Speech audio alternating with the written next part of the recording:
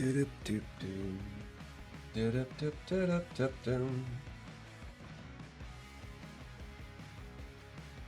now, why does this not sound weird?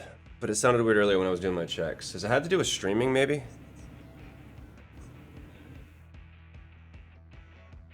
Hydrate, you bastard! Hydrate! Maybe it's the streaming. I don't know. Because like when I was checking it earlier, it was fine. Maybe my audio's got to warm up. Maybe my cloud lifter. Maybe that's what it is.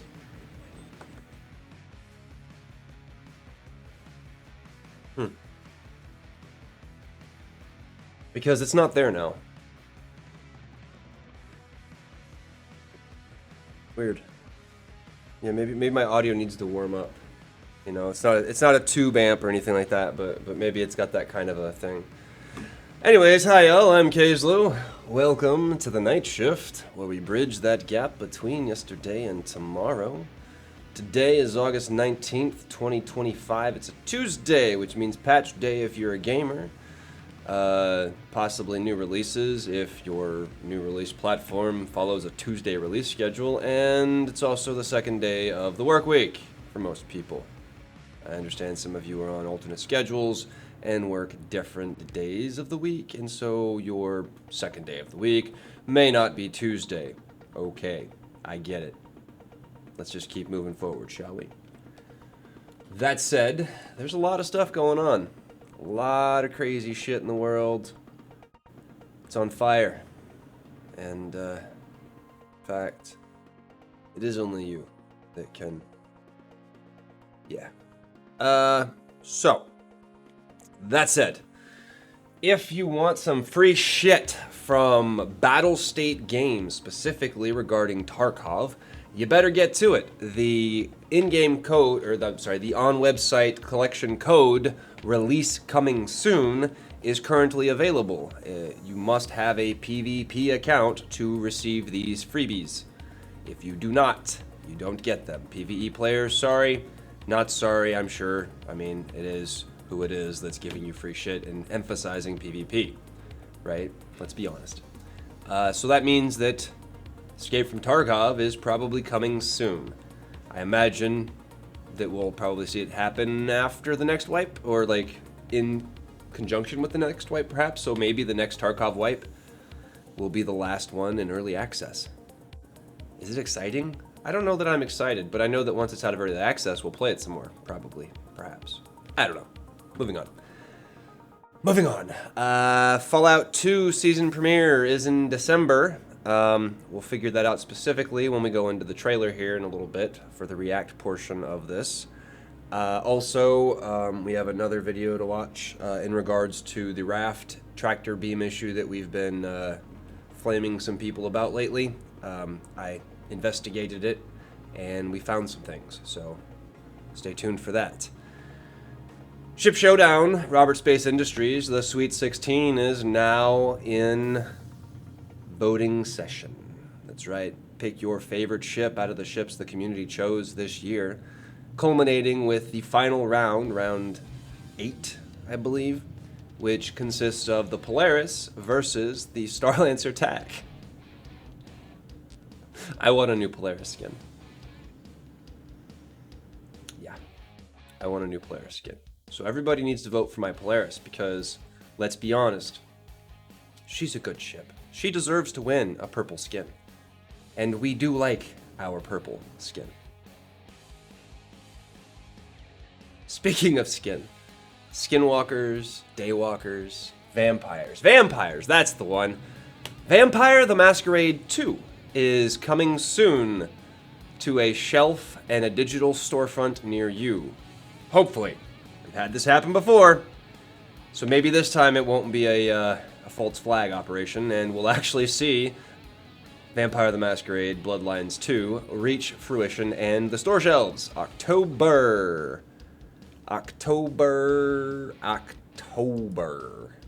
So it's coming soon, and the exact day is 21st of October. So right around the same time as Battlefield.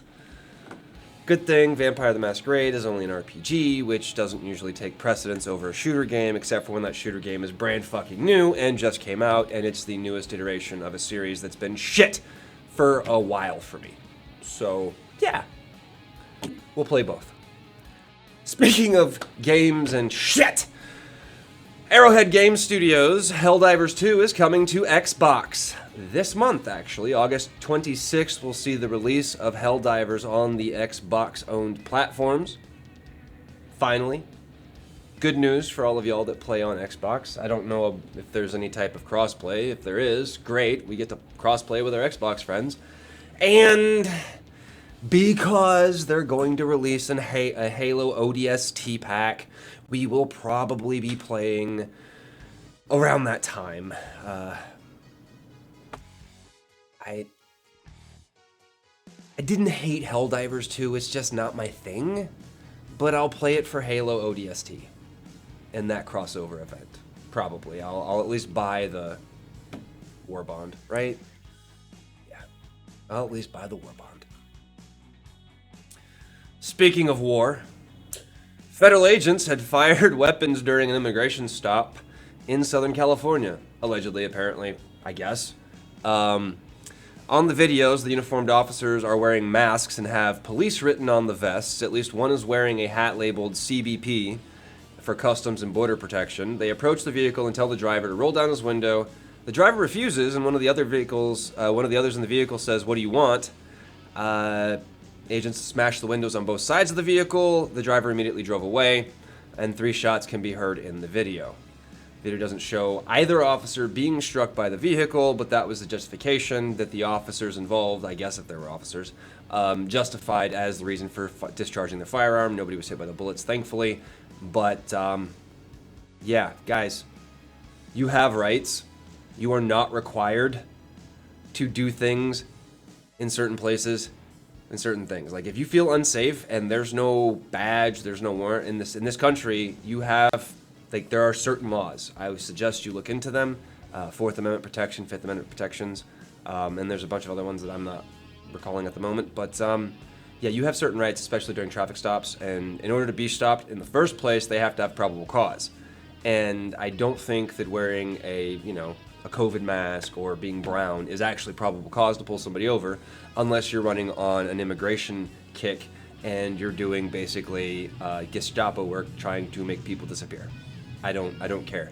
You can say what you want. You can call me whatever you want. But the fact of the matter is fascist regimes make people disappear without due process. This country is founded on due process. We have due process written into our Constitution of the United States for every person and or people in this country. It doesn't say citizen. It doesn't say legal immigrants. It says people, person. So if you think that people, person does not have rights in this country, you need to reread the fucking Constitution.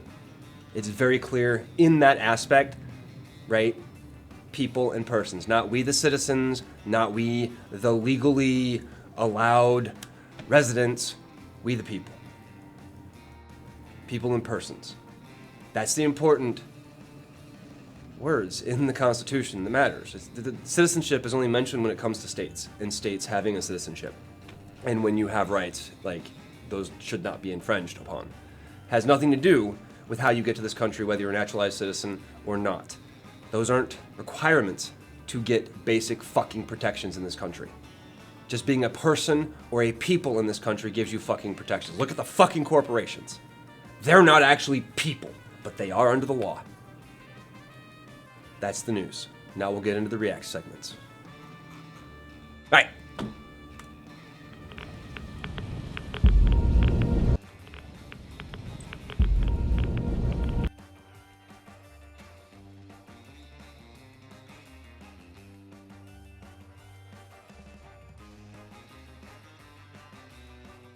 All right, so we'll watch this through, then we'll watch it again, and we'll like stop and go as we do on some of these. We don't do this to all of them, but only ones that we're like kind of invested in. I'm invested in Fallout Season 1, I'm invested in Fallout the series. So if you haven't watched the Fallout series on Amazon Prime, I don't know if there's going to be spoilers on this. Potentially, probably. So if you haven't seen, now would be the time to like plug your ears, look away, whatever. But yeah, we're going to watch it, then we'll watch it again, and we'll talk about it. I haven't I'm watched looking this for yet either. someone. Common story around here. Someone you care about or someone you hate? Oh, what a great question. What say you, Miss McClan?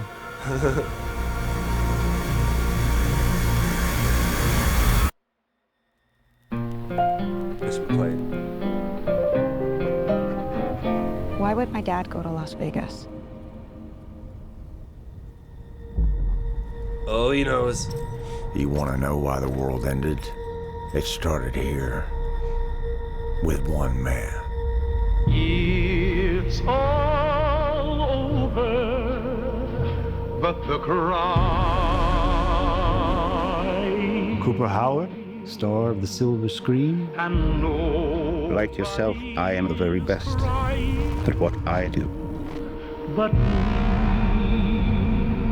And what I do is I know everything.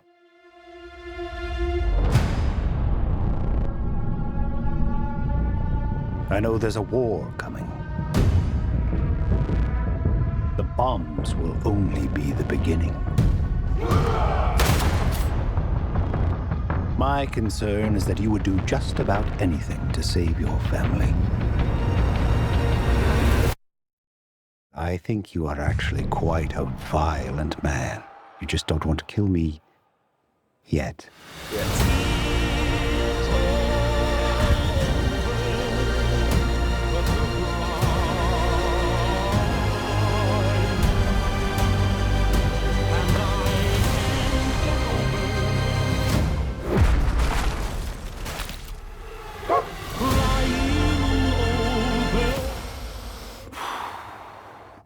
Let's get lucky, shall we?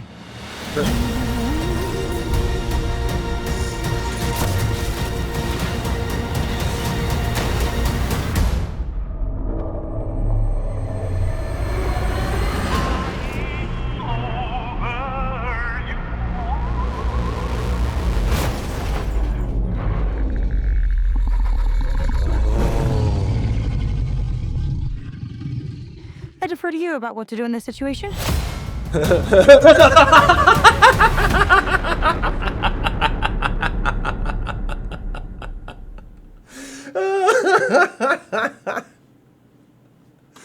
Run. Oh, God. That was great. Oh, that was great.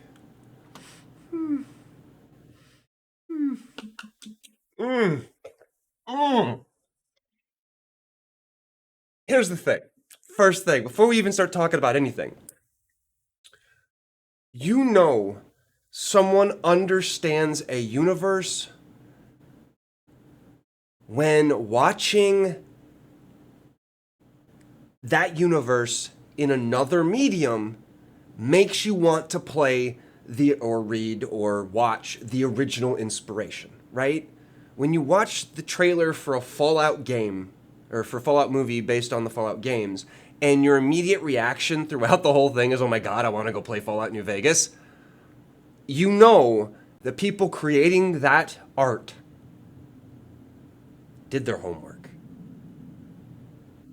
And that is one of the reasons why Fallout is probably, and I've said this before and I will continue to say it, the best video game adaptation to film TV that has ever been done. Pyromaniac Potato. It gives me more reason to play New Vegas. Or Fallout 76, or Fallout 4, or Fallout 3, or Fallout 1 and 2, right? Like, one of these days we will do a Fallout, like, thing. Maybe around Christmas. And I already have started playing it. Maybe around Christmas, we'll, like, after we're bored with some other things, we might see about a Fallout marathon kind of thing where we play through 1, 2, 3, 4, you know what I mean? Like all the way through, like New Vegas. I think that could be fun, especially around that time. If they hadn't gotten rid of the watch parties, it's possible I would have actually done a watch party for the Fallout stuff. I'm being honest. Because it's kind of in line with what we do. I think a watch party for a game adaptation would be absolutely spot on and appropriate, right? Like, I'm not here to react and watch like TV shows and stuff usually, but like Fallout would be absolutely appropriate. We would sit and we would do that, but they got rid of that a while back. So yeah. All right. So first thing, let's turn this down so the music's not so loud. I'm looking for someone. Spoiler alert! If you know immediately, this is a good lead-in and intro, because those of us that know what happened and how the first season ended, this is an exact pickup from where that is, which is nice. Or no, it's not. It's very clearly not moving forward like a year or 2 years or a bunch of months, right? It looks like it's going to be an exact continuation of where the first season left off, which is great, because sometimes when you leave that gap in, things can happen and you feel like, shafted. But very clearly they're picking up right where they left off on the way to New Vegas. And I think that's incredibly important, especially if they want to keep people engaged. Around here. Someone you care about or someone you hate? Oh, what a So, funny thing here. It's total coincidence. Someone you care about or? I'm looking for someone. I'm looking for someone. I'll be right back.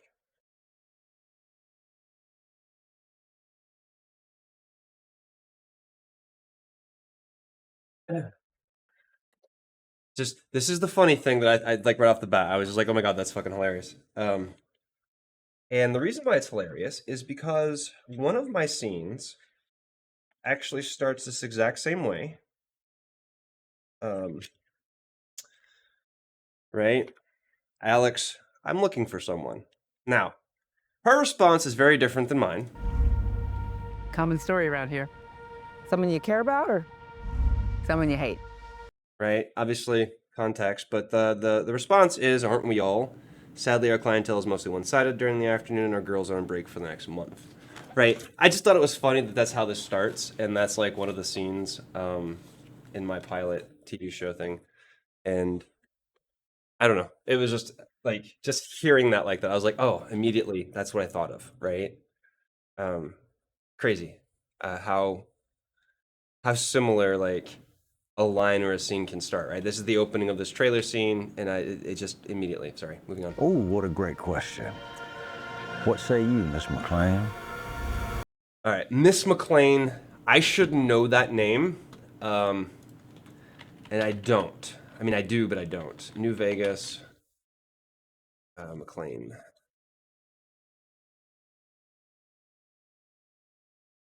Lucy McLean. It's TV show. Oh, so she's talking to Lucy. He's talking to Lucy. That's why it's familiar. Okay. I thought maybe there was somebody else they were referencing, but no, they're referencing our... Okay, cool. So, weird. McLean? What say you, Miss McLean? What a great question. Someone you hate? Oh, what a great question. What say you, Miss McLean?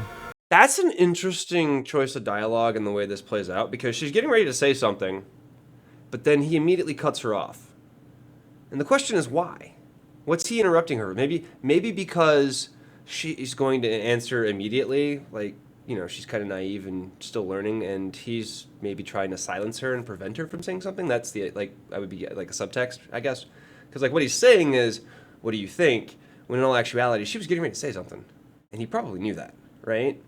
However, these could be two juxtaposing scenes, right? And they just cut them together in a way that looks like this. Right? So maybe they're trying not to give away a whole lot in some of this. We know that she's looking for her father. She says it like earlier, I think, or she says it soon, right now.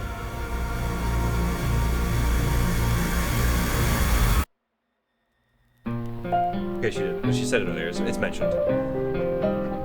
It's mentioned. Why would my dad go to Las Right Vegas? here. So I guess that's the setup. Now, he knows what's up. He's going to explain it to us. But like the way they do this, where you see the characters respond in such a way, it's like immediately you start to think, okay, well, wait, what's he going to mention? Now, if you know Fallout, you know he's immediately going to talk about Mr. House, right? Mr. House is a very prominent figure in New Vegas, and he is a major part of the bombs, right? In the first season, we learned some things about him that very much set this up. So if you watch the first season, you've played all the games, you kind of have an idea. I've actually not played 1 and 2, so I need to play 1 and 2, actually. I've never played those two. They were before I got into it. I picked it up on Bethesda's, but I love the way this trailer's cut because it sets it up in a way that just makes you want to consume more Fallout. And I think probably even one of the best TV shows like being made right now. Not even joking. Like, especially as a gamer. Probably maybe more so as a gamer, but like especially as a gamer. You want to know why the world ended? It's So this is a voiceover monologue, I think, that's different from this scene. And it's possible that he doesn't answer her in this moment, and then he answers her later, and that's what we're hearing over in the voiceover. Or she's gonna push and like eventually get it. But I feel like they're just it's the way they're doing it, because obviously the way this scene plays out isn't gonna be the way they're showing you in this teaser. I think, particularly like this scene. Like the voiceover will be in it and this scene will be in it, but I don't think the two will be connected as tightly as they are in the trailer. started here with Because see, she's just like, huh, and I don't think he's actually talking to her, one man. right? Because it's like that disembodied floating voice, which you usually is used in like a narration, which the ghoul is the narrator, and so it's kind of one of those things where maybe he is talking in that moment, but he's not talking to her. Right, like that's the sensation I get. Like he's being very cryptic and hidden early on, which means he's got a tie to Mr. House, right? He's tied to Mr. House somehow because the face he makes when she asks, right here. Why would my dad go to Las Vegas? Right there. That look, that's like one of those things where it's like, you just don't know. And I don't think you're ready for that. You know, and it's like one of those things where it's like, oh shit, that's a whole can of worms, and he's just like gonna keep going. Which plays to his character, right? I absolutely love Walton Goggins in this role. I think it's probably one of his best roles. I've seen a lot of his stuff. I haven't seen all of his stuff, but I think out of all the stuff I've seen, this is probably one of his best roles. He's playing two characters that are kind of the same side of the coin, but also not, right? It's the same person, but one's like experienced a couple hundred years of radiation fallout hell, right? And that changes you. It changes you. And I think he does a damn good job of portraying those two. And Ella Purnell is phenomenal. Like her coming out of the vault, playing that like new vault dweller, and like gradually gaining that experience as she goes, like holy shit. This is why I think it's a phenomenal adaptation to the video game like genres. Like transferring it from gaming to the big screen is a really hard task, or even the small screen. But they've done such a good job in capturing that. And the fact that she played the games to kind of prepare for the role, I think has set her up in a way that a lot of actors probably would never do. Not a lot of them, but like there's actors who, and I only say this because somebody had mentioned it to me yesterday.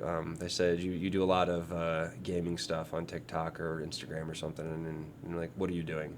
And I'm like, wow, like I wasn't mad, but like it's a common reaction in LA. If I tell people I stream on Twitch, one of the first reactions is, what the hell is Twitch? And as soon as you say gaming, it's like they disengage and they have nothing to do with you. I'm not embarrassed of it. It's on like my official pages and stuff. It's on my IMDb and shit. So like I'm not embarrassed about it, but like the idea that people, I guess, feel embarrassed for me is like, that's funny to me. I'm trying to be like less engaged with that kind of stuff. Like I don't think it's meant to be harmful or hateful, but I also think that they don't understand how impactful and important gaming can be to some people. And that it's also one of the highest grossing entertainment mediums in the whole fucking world, including against music, comic books, novels, and film and television. Gaming is one of the most profitable mediums. And so anybody who's not understanding that value about gaming, and or potential value. Like I'm not just, well, I am lately, but I'm trying to slowly adjust out of that. But you know what I mean? Like it's a being locked in the ways where like if the only thing that matters to you is theater and film and television, you're missing a whole chunk of a potential like medium. You know what I mean? Like YouTube, TikTok, entertainment, Twitch. Those are all mediums that has a whole different group of audience coming up, right? It's a different type of audience, and engaging with people on that level and being able to engage with people on the other levels. Like nothing says I can't do film, television, behind the scenes, and Twitch all simultaneously. And Twitch actually takes up a lot of that. I mean, I'm live. This isn't pre-recorded. This isn't scripted. So you're getting like a more raw and visceral experience with me, and sometimes a shitty experience. If I lose my cool in some reason, like it doesn't happen all the time, but lately it's been more often than not, and we're working on that. But for the most part, I think we offer something that you can't get from television. We offer something here that you can't get from film, that you can't get from a book. And I like that. I've never wanted to fit into a mold. And so when people expect me to fit into their pegs or their holes or their molds or whatever, I kind of like push back. It's like, yeah, but I'm going to tell the story my way, not the way that I'm supposed to tell it, because I think there's a certain point where we're tired of being told the same shit, just a different way, or not the different way, but like the same shit, but a different like story, right? Right? Hero, adversity, tragedy, right? And it's always this particular way, right? Superhero movie or you know, long form television show that literally if you miss an episode you have no fucking clue what's going on. You know what I mean? Like finding a way to change that. It used to be we had episodics. They were crazily popular, right? There was no real correlation between one episode to the next, and a lot of people have not liked the linear television transformation where now we have stories that you kind of have to follow, right? If you miss episode 2 of Picard season 1, you have no fucking clue what's going on in Picard season 1 episode 3, right? And that's understandable. And for telling stories, I think it makes sense to have them like this show. If you miss an episode of this show, you're gonna miss something. But if they do it well enough and they can contain an episode where you're missing bits and pieces, but you may not be missing everything, right? I don't know. It depends, I guess, mostly on people, but like, I don't know, just rambling. The moral of the story is like be a little more open-minded about things, and about trying new things, right? Because you never know. Maybe somebody's found something that you haven't found yet, but you would really enjoy. I say that because when streaming first became a thing, my initial reaction was, who the fuck is gonna do that? Who's gonna sit there and watch somebody play video fucking games? You know, and I find myself doing it on occasion where I watch people play video games, and it's not just about the video games, it's about everything. It's, you know, the community, the dynamics, the humor, the drama, the not so humor, you know, the raginess when they die in a game for the 15th time because they're Chillin' playing like jazz. shit. You know what I mean? Like, I done wanna watch a guy with no nose, JK. right? I mean, hey, he has a nose. That's movie magic, bro. That is movie magic. Anyways, I'm rambling. Let's move on. You want to know why the world ended? It started here with one man. It's all So that's a pretty large revelation, that it started in New Vegas with one man. So he's basically blaming the whole end of the world on Mr. House. And whether he's correct or he's just jaded is kind of why we're going to have to watch season 2, right? Like, we don't know whether he's jaded and, like, has a vendetta against Mr. House or if Mr. House actually is the reason the world ended, right? Like, Mr. House pushed the button kind of thing. We don't know that. We're not going to find it out from this trailer, but we do get introduced to Mr. House, which can kind of feed a little more into that, especially when he says he knows everything, right? Sorry, can you hear myself? over, but the cry. Cooper, how? Okay.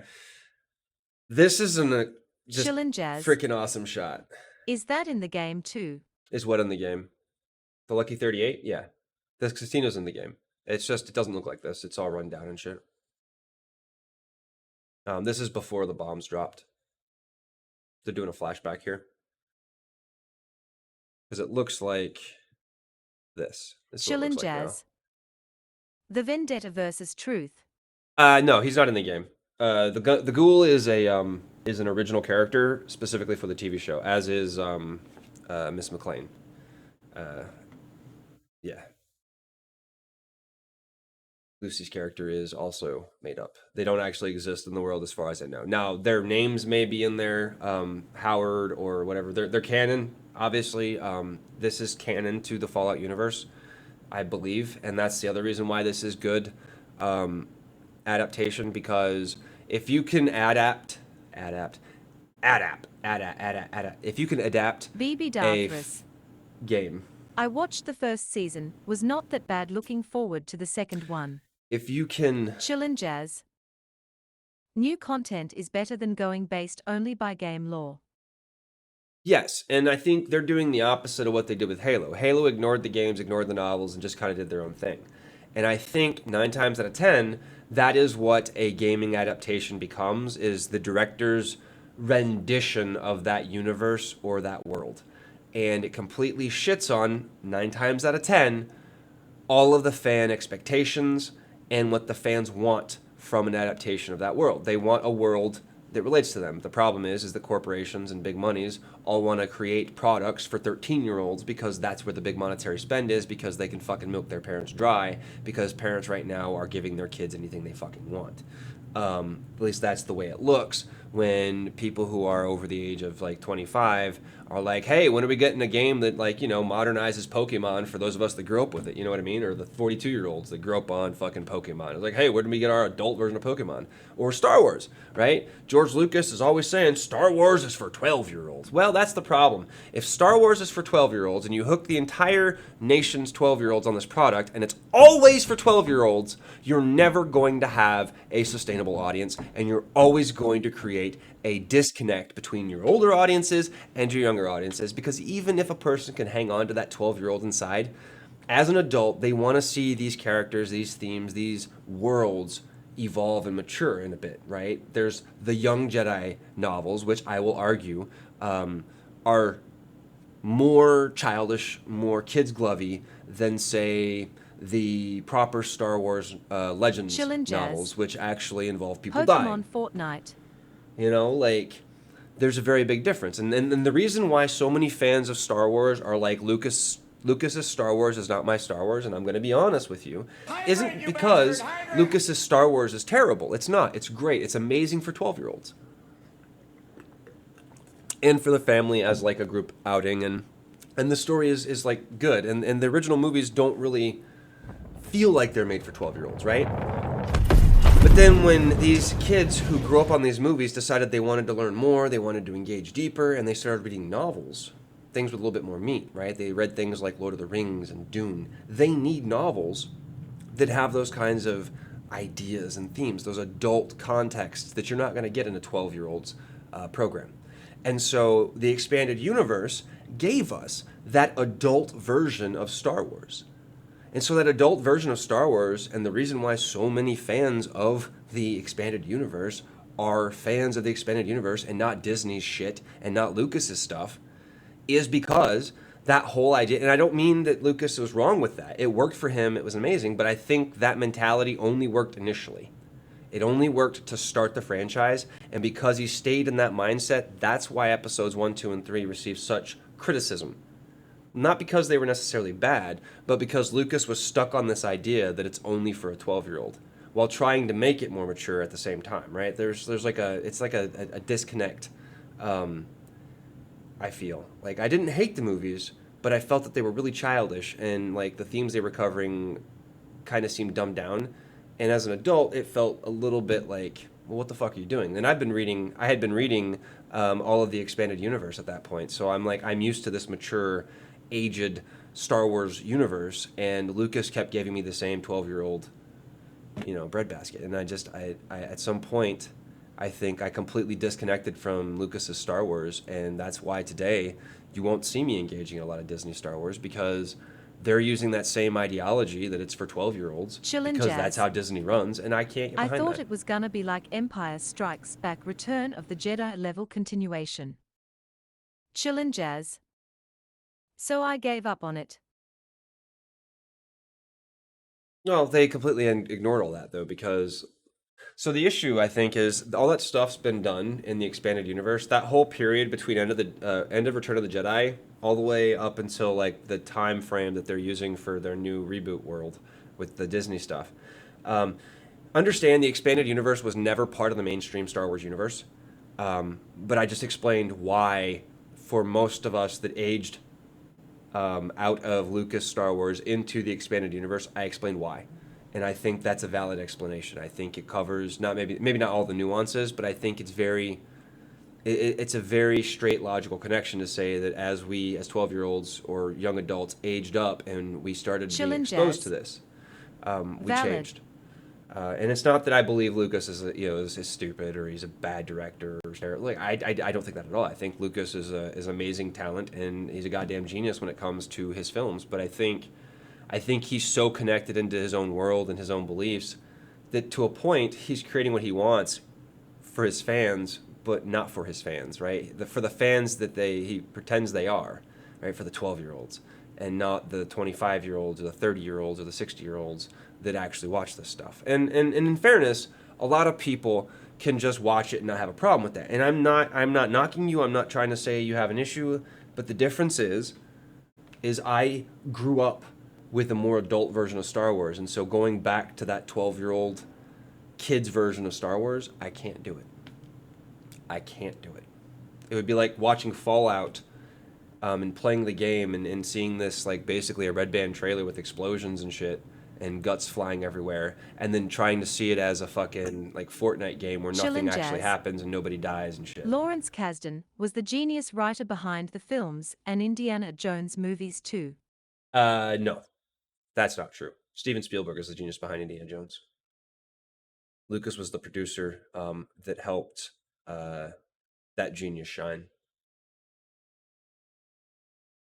Like Indiana Jones only worked because of Steven Spielberg. I don't think it would have worked otherwise. And Harrison Ford. Chillin' jazz. I'll give Harrison Ford that one too. Fair. If you didn't have Steven Spielberg and you didn't have Harrison Ford, I think Indiana Jones would have flopped, regardless of whoever else was involved. And I believe that because the original casting choice for Indiana Jones was Tom Selleck, and I really feel that if Tom Selleck had gotten that role, it would have been a completely different movie. And also, Harrison Ford probably wouldn't be the household name that he was. I think Indiana Jones is probably Harrison Ford's turning point as an actor, and is what solidified him. He would have eventually been famous for something else, but I think Indiana Jones is like the cement that made him in that moment. He could have been made later, but that was what did it. It wasn't Star Wars, it wasn't American Graffiti, but it was definitely Indiana Jones and Steven Spielberg, because Chillin' I don't jazz. think the movie would have flown without him. Raiders of the Lost Ark is like the best movie though. BB Darthras. Look up why the main guy in Spaceballs dresses up like Jones. I don't know, man. I kind of liked Last Crusade, but for different reasons, I guess. Like it was the first movie I think of the series I saw in the theaters, and I saw it with my grandfather, and he actually enjoyed it, and it had Sean Connery in it, and like Sean Connery, we watched all the Bond movies together, so like there was a lot of like layered significance to the Last Crusade being the best movie. I didn't go to a lot of movies with my grandfather in the theaters, and so like the ones that I remember most of the movies my grandfather introduced me to: Indiana Jones, Last Crusade, Chillin' jazz. Casablanca, and The Chicago whole the Boulder musical. scene so epic. So to me, there'll never be a better flick than Raiders of the Last. Or, I'm sorry, Last Crusade, because Last Crusade is the movie that it left a mark on me as a child, because I watched it with my grandfather. And it was a weird dynamic because I watched it with my grandfather and like the whole Indiana Jones and his father thing. Like, Chillin' obviously, jazz. it's kind of cool. Gotcha. Yeah, yeah. Not that I don't like Raiders, but Temple of Doom's like my least favorite. But I think Last Crusade holds a spot and it'll always be my favorite. I think Empire Strikes Back is my favorite Star Wars, but anyways, gotta get through this. Goddamn. over. The music. The music's fucking phenomenal. I love the music. I wish I could stream this music without it being a problem. I really do. Because the Fallout music is fucking phenomenal. It's fucking phenomenal. But the cry Cooper Howard, star of the silver screen. and no Like yourself. Alright, so Lucy's waking up in a vault, I guess. I don't know. I imagine this is the vault in New Vegas, maybe? I don't remember which vault number it is. Somebody that's more versed in the lore probably knows. Which is interesting that we're going to see Howard, like, he's going back in time, and then we're seeing her kind of like flashing back and forth to, like, I don't know. It's I like how they introduce these like different worlds and how they like bounce off each other. It's really good filmmaking, storytelling. I am the very best. But what? And I don't know if you caught this. This is our robot friend. It's our robot friend. Right? So the question is this post or pre-bombs? Right? I don't remember his name. What's the robot's name? Does anybody know? Is it Mr. Yes or something? Chillin' Jazz. News reacts. Victor? Oh, I guess it's just a robot. It may not be any particular robot. I do. But it's cool. Wait. but I am the very best. But what I do. but And what I do. Is I know everything. He knows everything. So Mr. House, big player. Big player. Stakes are getting pretty high.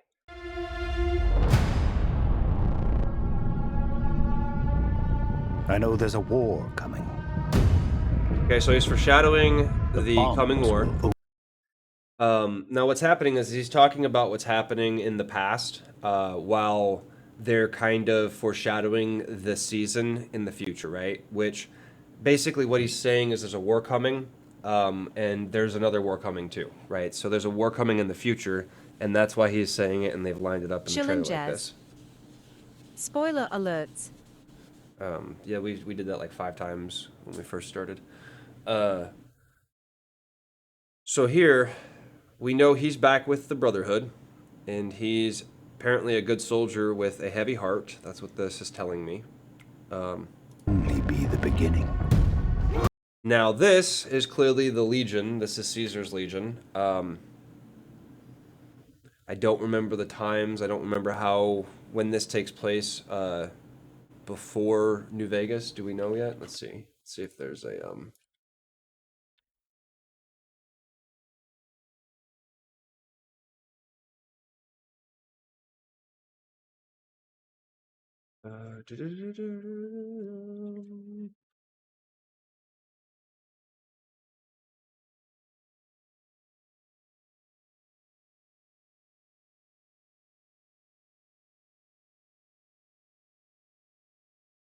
Nine years after the events of New Vegas.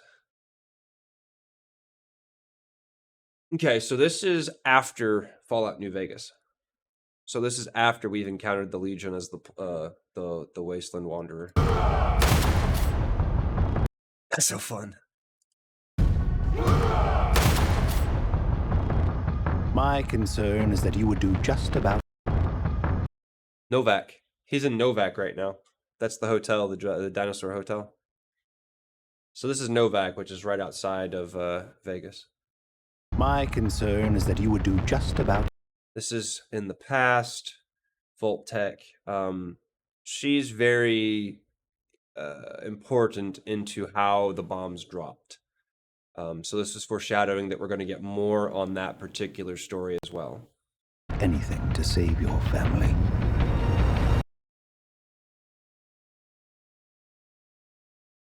Fallout. Fallout boy.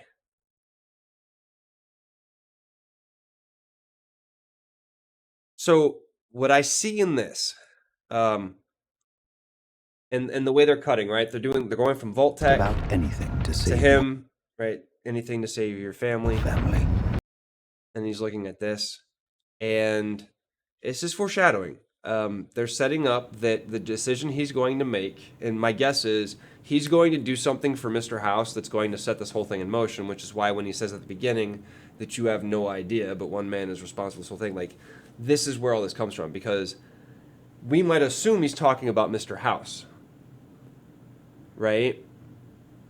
And Mr. House may be a part of this, but I think there's two parts there. I think it's the Mr. House part, but it's also his part, because he believes that he's a major part of this. I think Cooper Howard has a huge role in the bombs dropping. I think he plays a role in this, and he feels guilty about it, right? Which is why he becomes this horrible, ghoulish person, right? I don't know, maybe, but that kind of seems like the direction it's going based on like what we're seeing, what he's putting in front of us in this trailer. I feel like that's a direction we're going in. I don't know the significance of the birds, but she's crying. She's like sad or something, and I guess I don't know what's going on here. I don't know if this is while they're running from the bombs or after the bomb. I don't know what's going on. I think you are actually quite a violent man. You just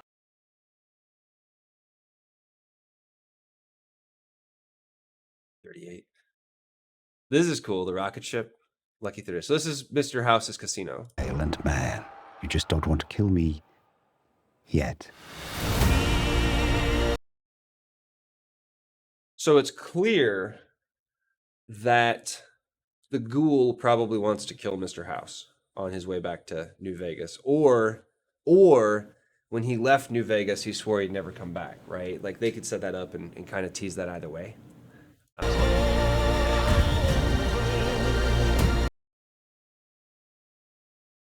Volt Tech.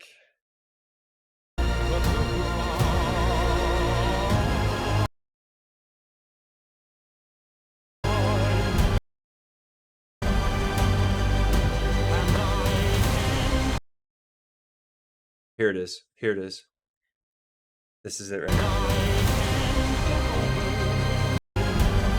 Right here. See this?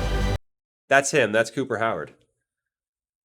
That's our ghoul. So our ghoul is in armor. He's in the armor. Was this T-51? So he's in the armor. He's with fire. Something happened. So he's definitely...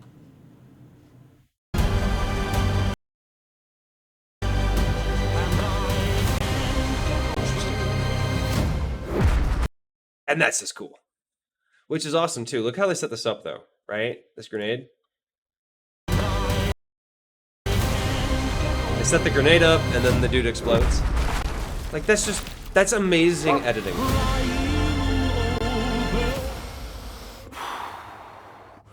Let's get lucky, shall we? And then just a bunch of action sequences that kind of foreshadow everything. So let's go ahead and take this, slow this down a little bit. Let's see. We'll mute it. Let's see how this plays.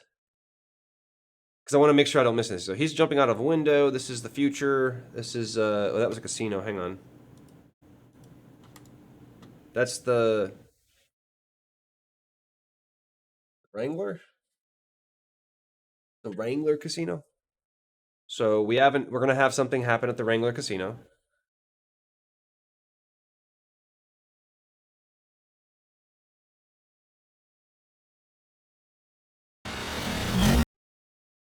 Look at this guy down here. This guy down here is not reacting at all to the glass breaking above him. Neither is this guy. Now, I don't know if that's an intentional thing or it happens so often and that was the direction, but if you think about this, like, nobody's paying any attention to the sound of crashing glass above them. Now, I know as a human being in this world, when I hear sounds I don't recognize or that I do recognize, I immediately look in the direction of them, especially when they're catastrophic sounds. So, yeah, I don't know. I'm curious to see how this scene plays out in the actual series and what it represents and why none of them are moving or everybody's completely oblivious to the guy flying through the window above them. Because nobody reacts at all. This guy doesn't react. Alright, so this is interesting. We've got the one of the airships crashing, these guys running from the scene. So I think it's possible to assume that they crashed that airship somehow, or were part of it, or were being hunted. Got rad roaches with a lot of Vault 31. Vault 31. Which vault is that?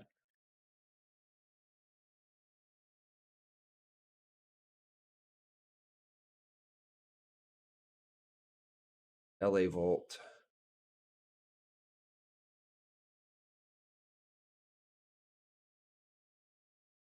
'32 and 33, a tripartite society. The vaults themselves are the focus of the social experiment entitled Buds Buds, advised by pre-war Vault-Tec sales executive Bud Askins.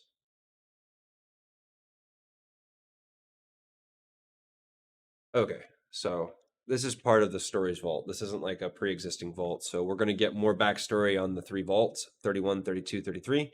I imagine that's what this is about. Ooh, so we got the Gomorrah Hotel, which is, this is the sleazier of the ones, right? This is where the hookers in the game are, right? You can liberate them. So it's interesting. We're visiting like iconic locations from the New Vegas. Right, so this is very quick. This is a robot. This is one of the new Mr. House's robots. Shooting, who I'm going to assume is our friend. What's his name? Does anybody remember his name? I have to watch Fallout again. For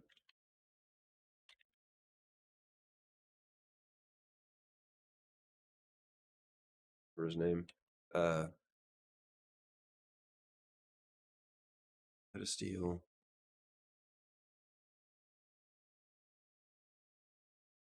What's his name?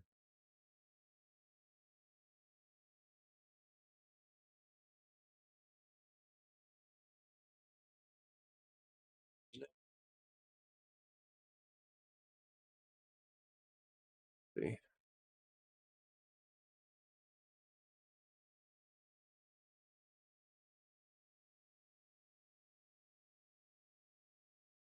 Maximus. Wow, I should have known that. That's a quick one. Alright, so assuming we have Maximus here fighting one of the robots of Mr. House, or Maximus's friend, they're having a event party in the vault. You can't see the number of the vault in this, so you don't know which vault it is. Oh no, there it is. It's 33. It's a 33 vault. So this is one of Lucy's flashbacks, probably, maybe, or it's happening in the present. But I don't remember the status of the vault in the present. Yeah, I'm gonna have to watch this again. The first season. That's a rad scorpion.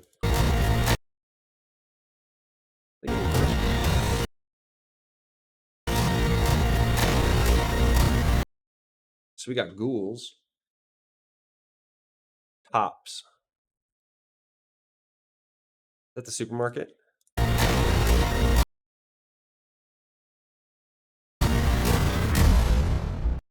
Now, hold up, wait.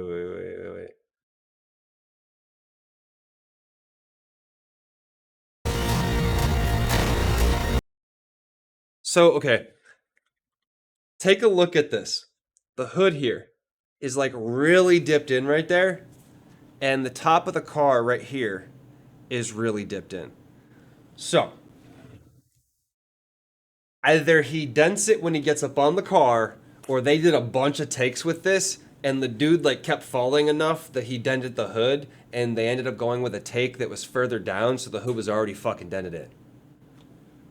I'm probably wrong, but that's what I'm taking away from this, is that this dude had to do a bunch of takes and busted the fuck out of that hood.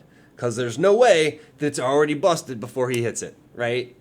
Like, now it could have been damaged, but if you look at the way it's bent, it looks like he's been hitting that same spot over and over again, right? Same thing up here. It almost looks like the metal's deformed around this dude here and then a little bit here, right? Now, it could be that they're using some kind of special effects or graphical CGI or something, but it's what I'm wondering. And that looks like dog meat right there, right? Was dog meat already in the show? I don't remember, but this looks like dog meat.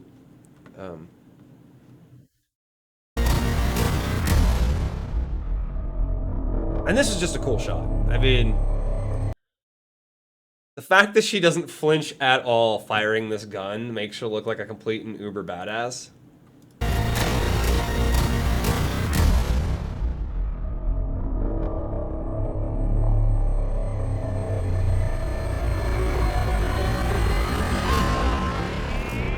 Now the question is, who's she shooting, right? That's the fun part. Who is she shooting?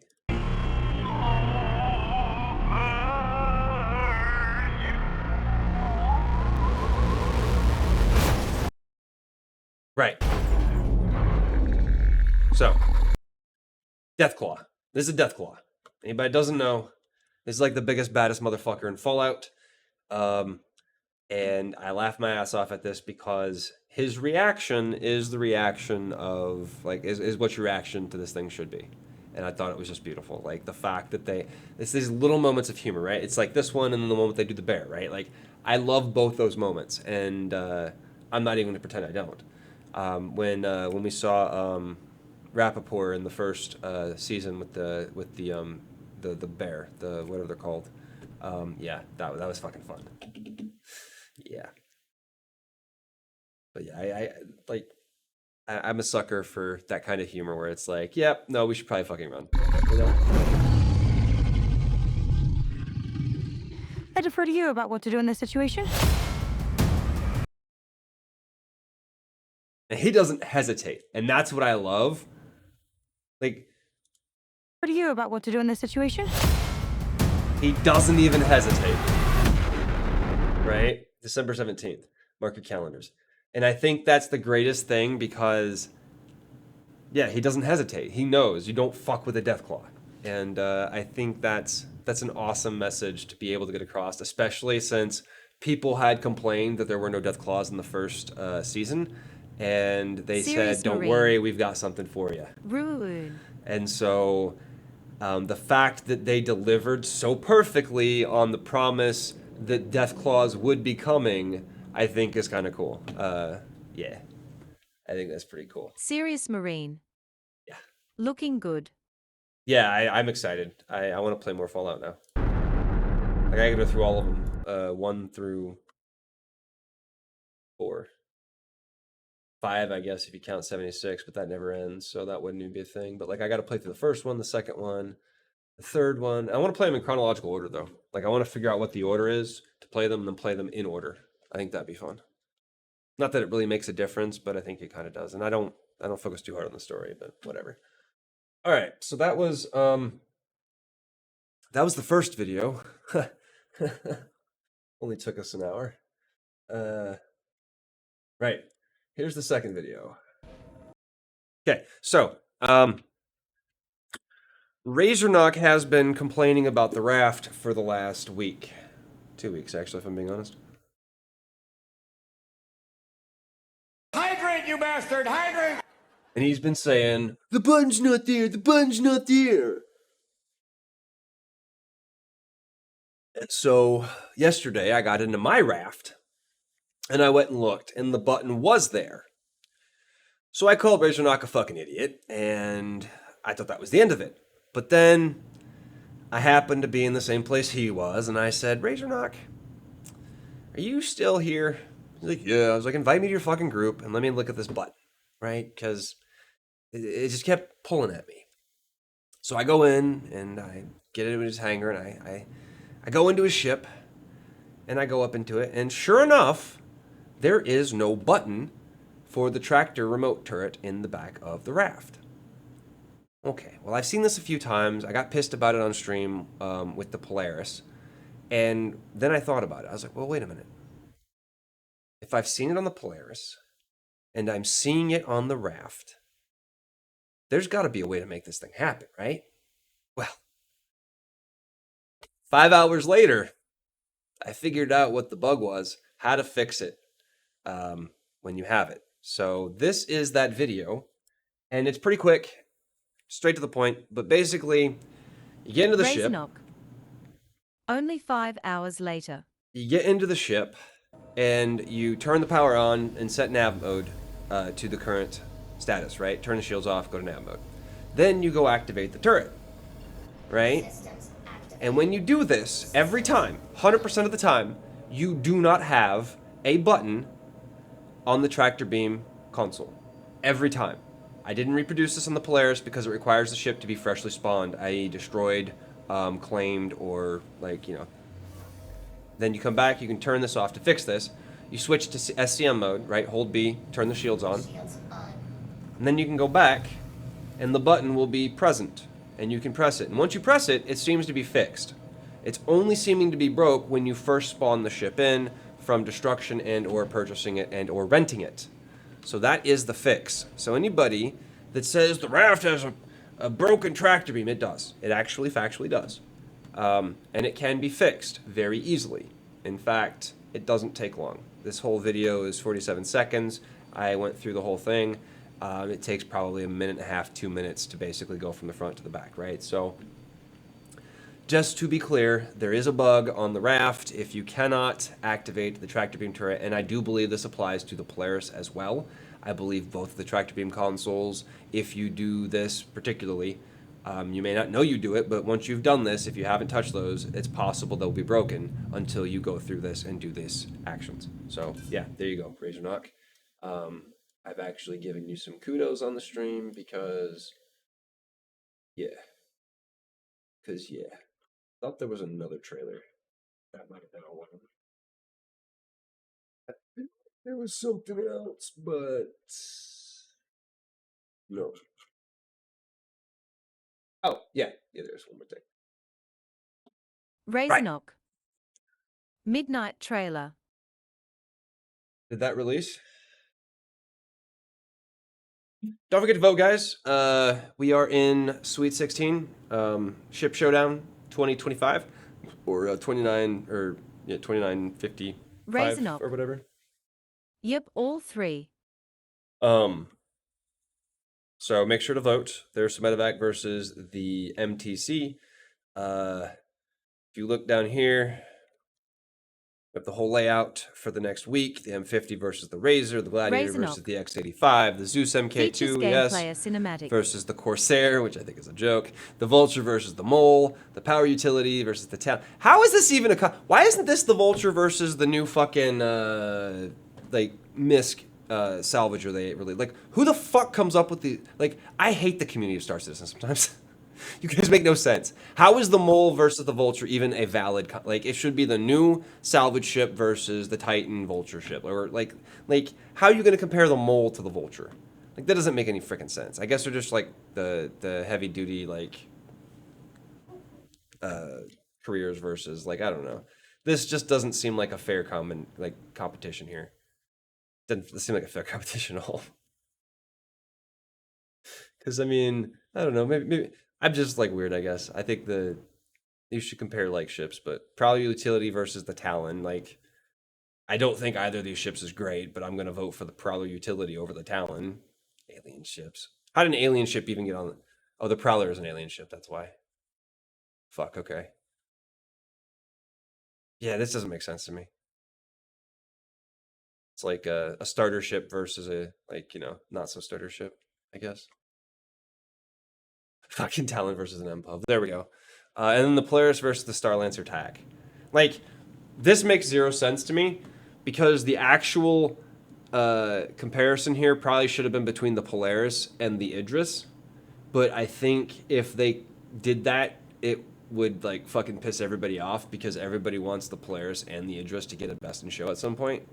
And if they're both in the same category or going head to head, there's no way they're both going to win. Right? So they'd have to both the Idris would have to be up here and the Polaris would have to be down here, right? Or something. So that people get their skins and one is the victor. I don't know. I don't know. Maybe more likely down here, right? They fight in here, and then only one comes out. But then that's just gonna piss off everybody who owns the Idris. It's gonna piss off everybody who owns the Polaris. Watch a bunch of people melt their shit. I don't know. So I don't know. Don't forget to vote, guys. Make sure you vote. And then when it comes down to the Polaris versus the StarTAC, honestly, I own both these ships. So no matter who wins this one, I'm getting a fucking skin. Probably, because I don't see either of these losing to either of these. Not in a million years. And if they do, fuck you. That said, Polaris, I want my purple skin. Let's go. Yeah. Need my purple skin. And I'm going to get my purple skin. And that's, I believe you said at midnight, right?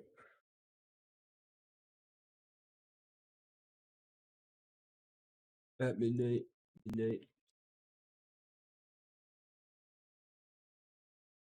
Official opening trailer, Gamescom.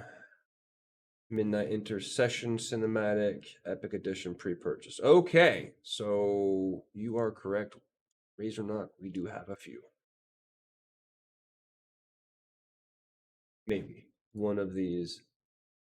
The light guides my steps and illuminates my path. The light flows through me and by its grace, the light flows through me and by its grace, and I made one with all that is sacred. The light. One of these is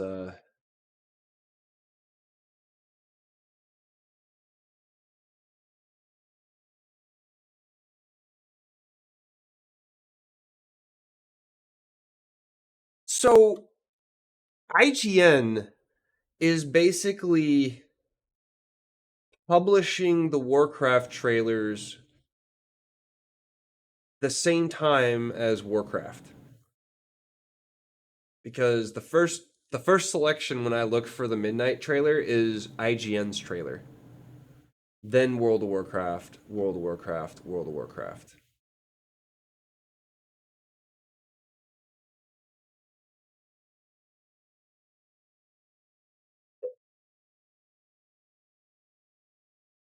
Get rid of that first one, man.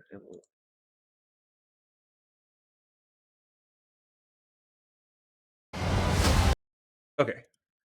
So we'll start with this one.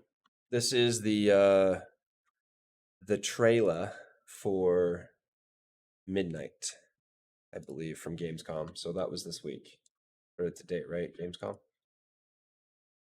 The light guides my steps and illuminates my path. The light flows through me and by its grace, and I made one with all that is sacred. The light guides my steps and illuminates my path. The light flows through me and by its grace, and I made one with all that is sacred. The light Liadrin, it has begun. I need you with me on the wall. Mortimer, the void will envelop us soon. Only the light can save us now. No. The time for prayer has passed. So wait. Sunwell. These are Yeah. Will not fall. Not while I draw breath.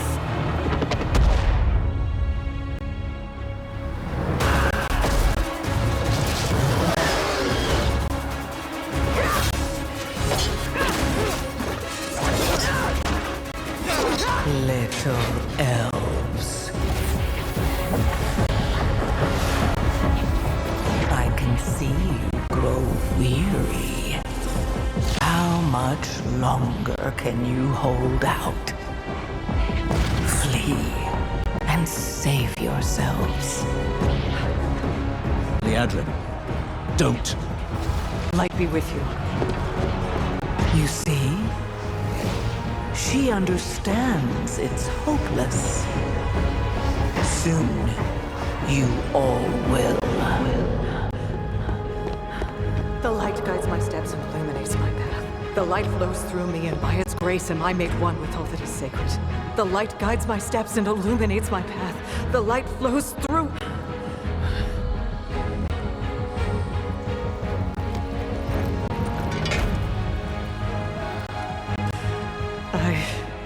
I know that I am unworthy.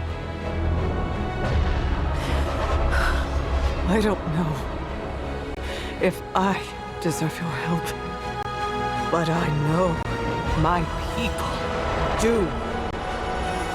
Please give them strength. I admire your spirit, but that will not save you. Soon, I will break your world. You can't even break one elf.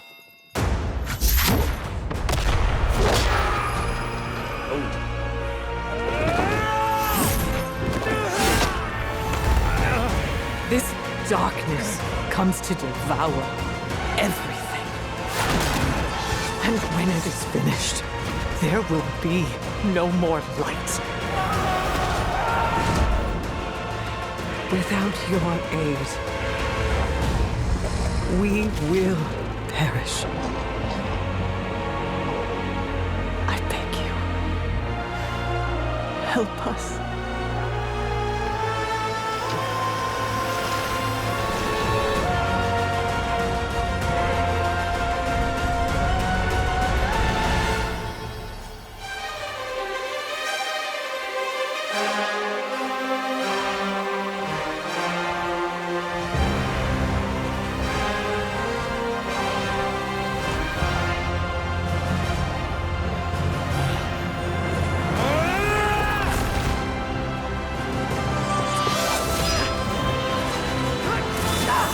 Chills.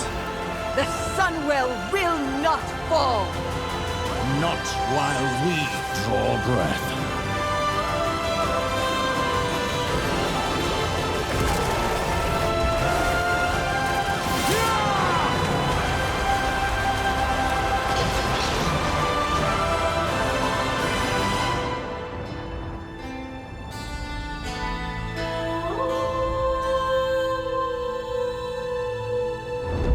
I guess if I knew more about what was going on with Xalatoth,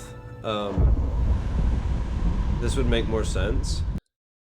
So I'm pretty sure it's going to be early of 2026, like first of the year before. Grand Theft Auto. Awesome. Yeah, no. One thing that Blizzard's always been able to do pretty right is their cinematics. So gotta give them credit there. Gotta give them credit there. This is the... Alright. This is trailer number 2. This is the buy the game trailer. There will be an event for players to see what all happened in War Within. Fame Strider? What? Oh.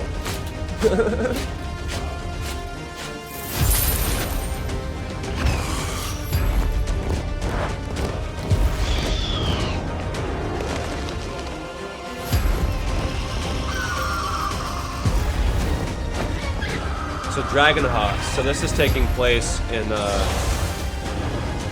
Sunwell.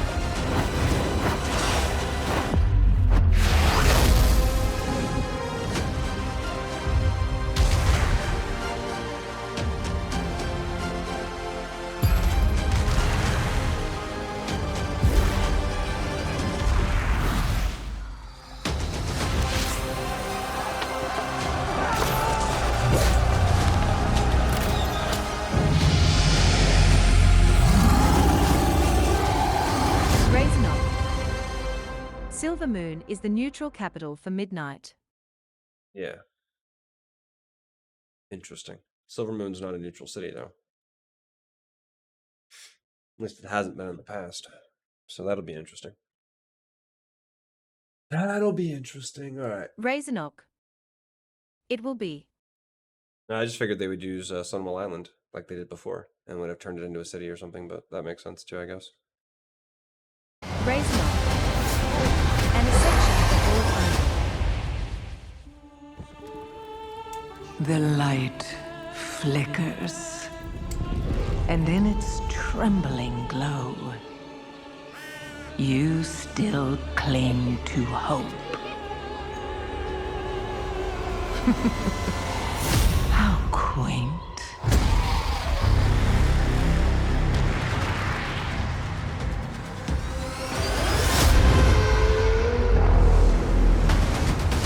shadow is closing in.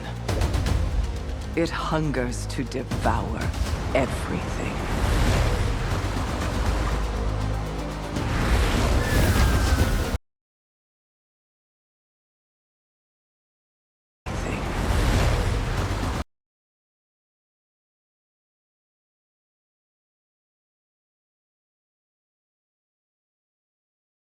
Interesting. So we're going back Ungodly. to... I'll be trying to get Helldivers on the Xbox once it releases. I still haven't got a working headset yet though. Razornock. They are making it into a full zone. Yeah, I just feel like we're like hitting the same beats from like 20 years ago or 10 years ago at this point. Like, I don't know. This is strange to me.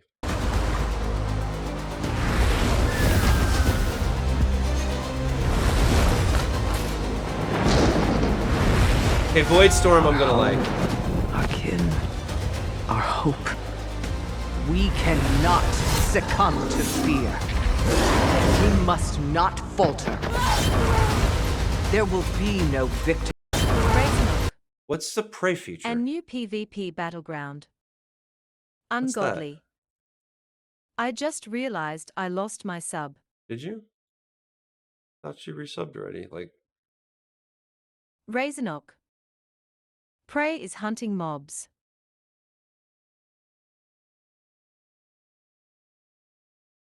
huh, interesting. Falter. There will be no victory without suffering.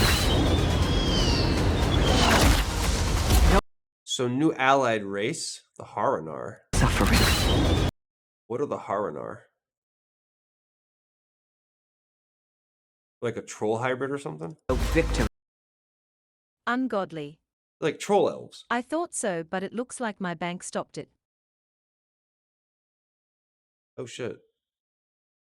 Razornock. Bellula goes into the expansion a bunch. Well, yeah, but that's because he data mines the shit. I don't want to know about data mines. Ruins the surprise. Without suffering. So they're like an elvish troll. No survival without sacrifice. Oh, and they can be druids too. That's a new druid form. You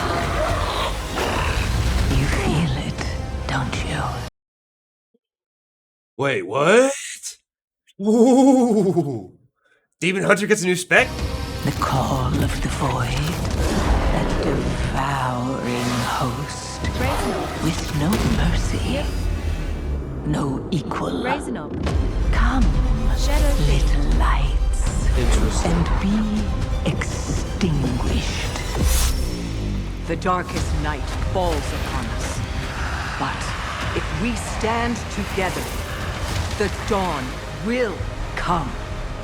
I call upon you now, champions of the light, defenders of Azeroth. Summon your strength, steel your hearts, because today we fight.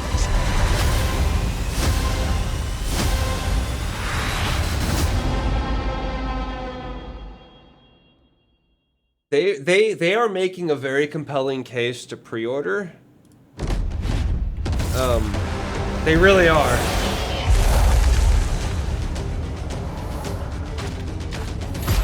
This one we just looked at? Yeah. This one we just looked at. I think that was all of them. Oh wait, hang on. What's this one? This one was a couple days ago.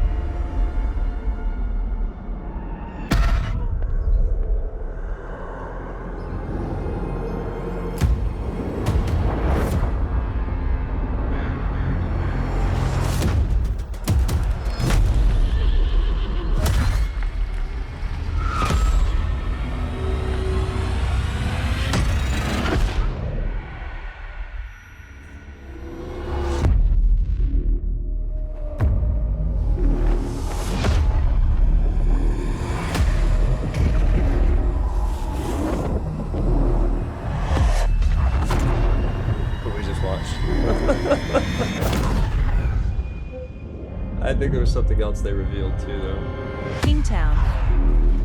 Have you heard of the Bornless? I don't know what that is. Don't know what that's in regards to.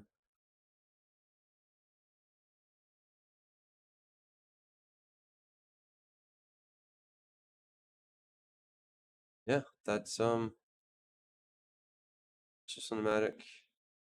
See, look, official trailer, official cinematic.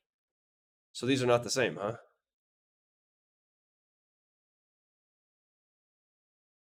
Start the same. Don't miss the opening cinematic. Interesting. I did that with my with Wrath of Lich King one time. I took the cinematic out of the game. I got like 50,000 views on it. So I got 80 on that one.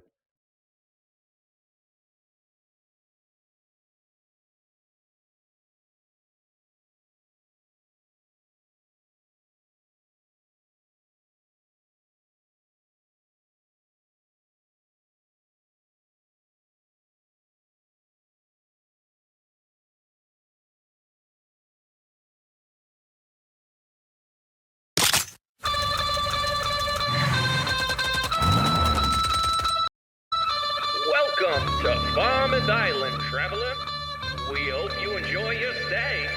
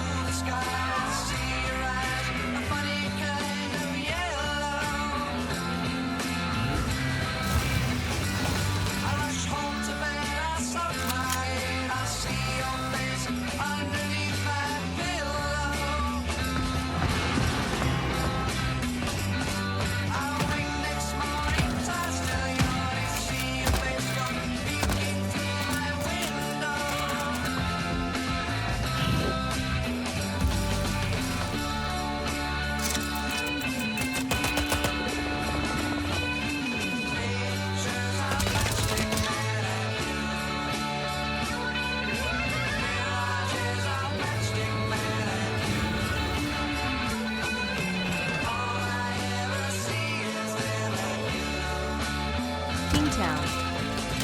Tej from Anakin S Stream is sponsored by them.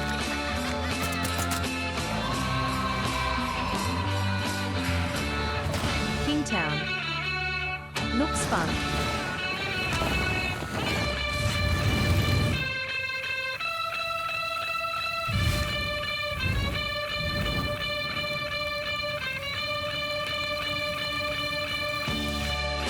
Thanks for visiting Farmers Island. We hope you're dying to come back. I guess.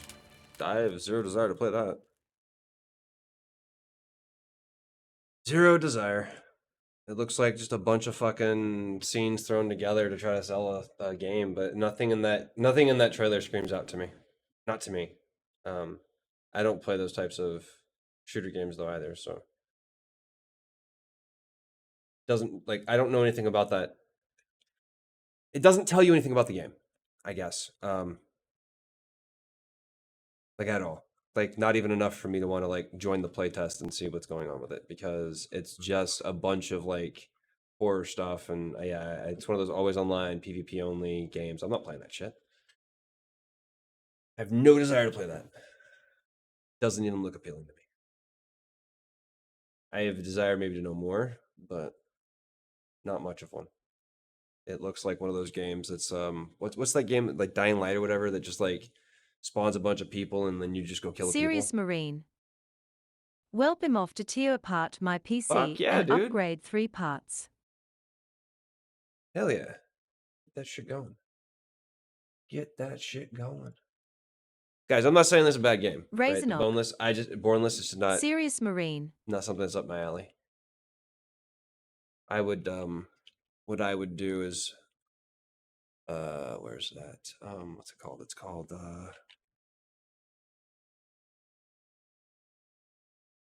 fuck.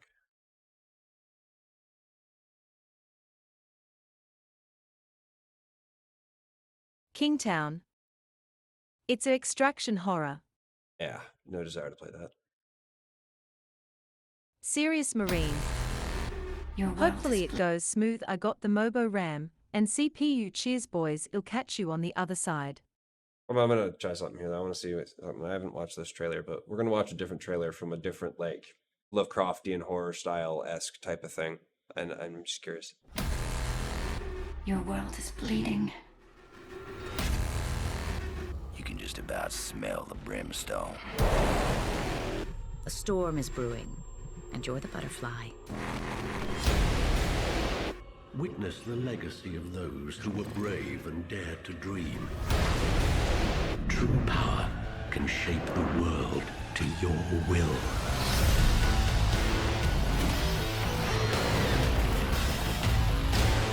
Serious Marine. Okay. You've been brought here because they need you here. We can give you the world. Come, and you'll see.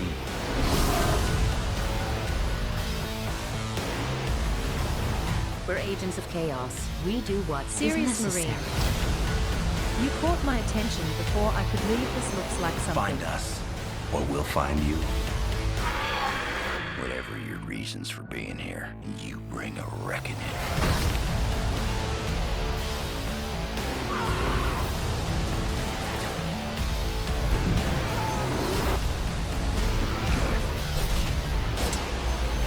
Become the one who pulls the strings. Every event, no matter how small, has consequences.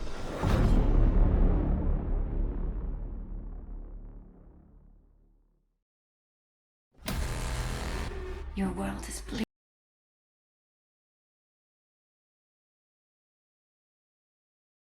Aren't you a creator for Funcom? How do you not know about this game?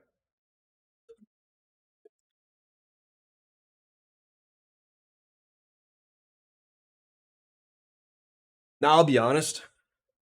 I played the original version of this game before when it was still buy to play. LOL. But I haven't played it since. It's an old game. It's a very old game. Serious Marine. Might be in one of those discords I'm not watching. No, this is an old game. This game came out in 2012, 2011. Secret Worlds.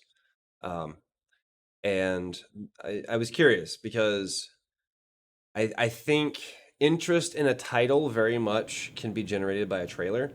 And I think you proved my point here. You were going to leave. You saw me start this trailer, and then the trailer caught your attention. I think this is a much more interesting trailer than the trailer for the other game that we just watched. What was it, the Bornless or whatever. And I'm not saying there's anything wrong with the game. It's not my style of game. But like, the trailer didn't engage me. This trailer engages me. And maybe it's the voice. Serious Marine. Yeah. Good trailer seemed exciting and shit. The music, the tone, the gameplay, the action on the screen, everything just kind of screamed, "Hey, check this game out," versus, "Hey, this is a game that we made. You want to look at my game?" Right? Like that first trailer was, "Hey, you want to see my game?" And this one is like, "Check this fucking shit out." You know what I mean? It's just like it's in your face, throwing it at you, like this is what we're about. Now, could be misleading, could be propagandist, but like I think that it really shows a very strong difference. 2007 to 2017, Secret World. So it's been a while. 2007. Interesting. And it only went to 2017? That's strange. Or was that when this video was made? This video was probably made in 2017, that's why. This video was made in 2017. 80% very positive of the last 30 days, 66% mixed reviews. For anybody that's curious about this, it's free to play. They do have DLC stuff though. Mostly negative probably because it's all cosmetic stuff. For the most part. But yeah, it's a fun, interesting premise. It really is.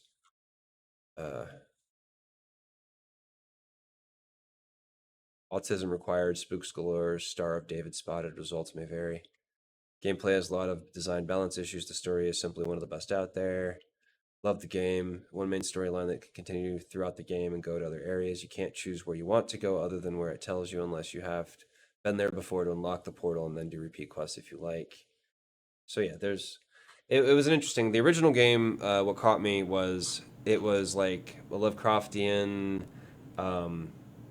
type of world where you had to solve puzzles in game by using like the internet. So you would like it would be like give you a riddle, and then that riddle would have a location, and you have to find that location via using the internet, right? Based on real world locations and puzzles.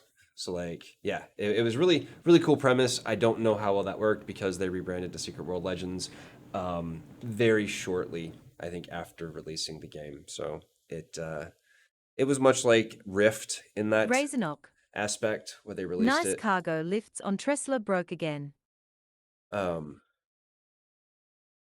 Yeah. So I think we're done reacts now. That was only 2.5 hours. That wasn't bad. Hour and a half, rather. Sorry, I'm losing my mind. An hour and a half, rather. So